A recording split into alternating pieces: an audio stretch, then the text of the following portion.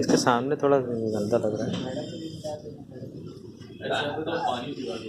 इसके पीछे का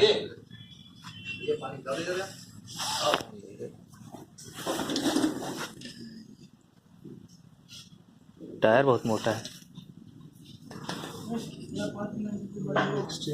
हाँ